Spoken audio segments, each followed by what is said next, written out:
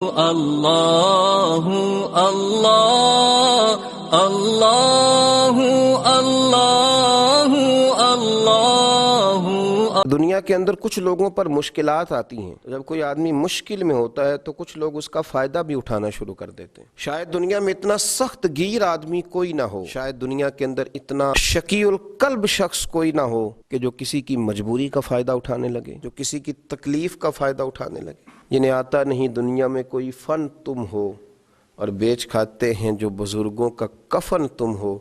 اقبال کہنے لگے اتنے بھی سخت لوگ ہوتے ہیں جو میتوں پہ سودے کریں، اور جو اس عالم میں آ کر جب لوگ تکلیف میں ہوں تو وہ اس طرح کے اسباب پیدا کرنا شروع کر دیں کہ تھوڑا سا دنیاوی نفع لینے لگیں۔ ہمارے ملک کے اندر جب مصائب، آلام، پریشانیاں گھر جاتی ہیں تو کچھ لوگ ذخیرہ اندوزی شروع کر دیتے ہیں۔ وہ وقت کہ جب لوگوں کو خزانوں کے منہ کھول دینے چاہیے تھے، جب لوگوں کو چاہیے تھا کہ وہ اپنی اصل رقم بھی، اصل زر بھی کوشش کرتے کہ وہ لوگوں کے حوالے کریں اور تکلیف اور دکھ کے وقت نکلیں، اس موقع پر کچھ لوگ ذخیرہ اندوزی کرتے ہیں، مجبوریاں خریدتے ہیں، تکلیفوں پر سودے بازی کرتے ہیں، سمجھتے ہیں کہ شاید آج سامنے والا تکلیف میں ہے تو میں کبھی تکلیف میں نہیں آؤں گا۔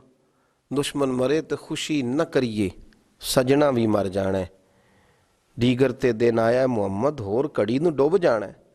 یہ وقت بدلتا رہتا ہے، آزمائشیں آتی ہیں تو ذخیرہ اندوزی کرنا، قیمتیں بڑھانے کے لیے مال کو چھپا لینا، ضرورت مندوں کے قریب چیزوں کو نہ جانے دینا۔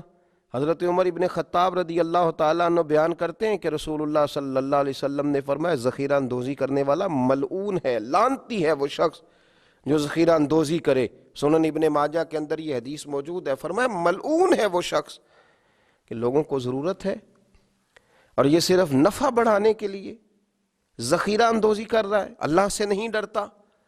حضرت سیدنا عثمان غنی رضی اللہ تعالیٰ عنہ کا بہت سارا مال واپس آیا۔ مدینے میں قرب و جوار میں شدید قحط کا عالم تھا، خشکی تھی، بارشیں نہیں ہوتی تھیں، لوگ تکلیف میں تھے، تو آپ کے 10 سے زیادہ اونٹ غلے کے بھرے ہوئے آئے۔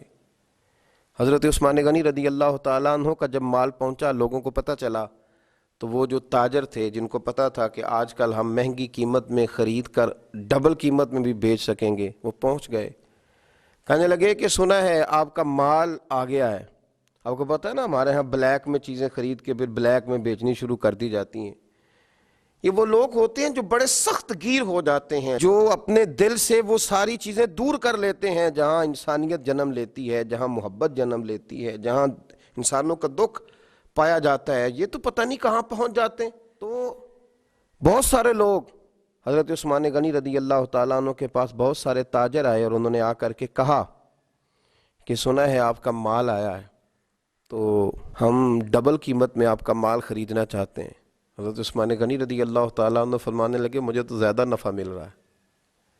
ہم نے کہا 3 گنا لے لیجئے۔ فرمایا نہیں، مجھے تو اس سے بھی زیادہ مل رہا ہے، 4 گنا۔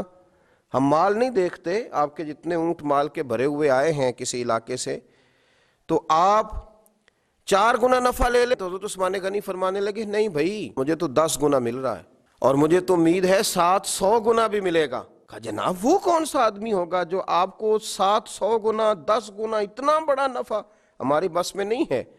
حضرت عثمان غنی سے وہ لوگ کہنے لگے آپ تو بڑی دور ہی نکل گئے ہیں، اب تو لمبا ہاتھ مارنے کے چکر میں ہیں۔ جناب عثمان غنی فرمانے لگے تم جاؤ۔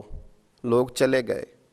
شرم و حیا کے اس پیکر نے، میرے نبی پاک علیہ السلام کے تربیت یافتہ اس تاجر نے، یہ بھی مالدار تھے، انہیں بھی نفع کمانا آتا تھا، یہ بھی مارکیٹ میں رہتے تھے، ان کو بھی پتہ تھا کہ آج ہی تو لوگ الجھے ہوئے ہیں، آج ہی تو لوگوں کی مجبوریاں خریدی جا سکتی ہیں۔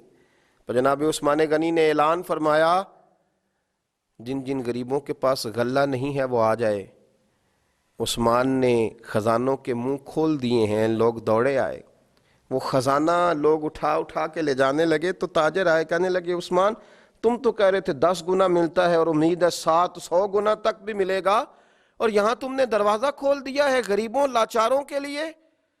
جناب عثمان غنی رو پڑے، فرمانے لگے یہی تو میری اور تمہاری سوچ میں فرق ہے، کسی انسان کی اوقات نہیں کہ وہ 4 گنا سے زیادہ دے سکے، لیکن میرے رب کا وعدہ ہے کہ تم میرے رستے میں 1 دو گے تو میں تمہیں 70 بھی دوں گا، میں تمہیں 700 بھی دوں گا۔ فرمایا میں نے غریبوں پہ اس نیت سے لوٹایا ہے کہ زندگی میں نفع بڑے کمائے ہیں، پر اب جو نفع لینا ہے وہ بندوں سے نہیں، اپنے رب کریم سے لینا ہے۔ آپ ذخیرہ اندوزی کر رہے ہیں، آپ لوگوں کی مجبوریوں کو خرید رہے ہیں۔ آؤ پلٹ کے آؤ، ساری زندگی لوگوں سے تجارت کی، جب لوگ مجبور ہوں، تکلیف میں ہوں، تو پھر ایک دفعہ اپنے رب سے بھی تجارت کر کے دیکھو، اپنے مالک سے بھی تجارت کر کے دیکھو۔ اور جو رب سے تجارت کرتا ہے اسے پھر صرف دنیا کا نفع نہیں ملتا، اللہ اسے دین، دنیا اور آخرت کے نفع عطا فرمایا کرتا ہے۔ اللہ سمجھنے کی توفیق عطا فرمائے۔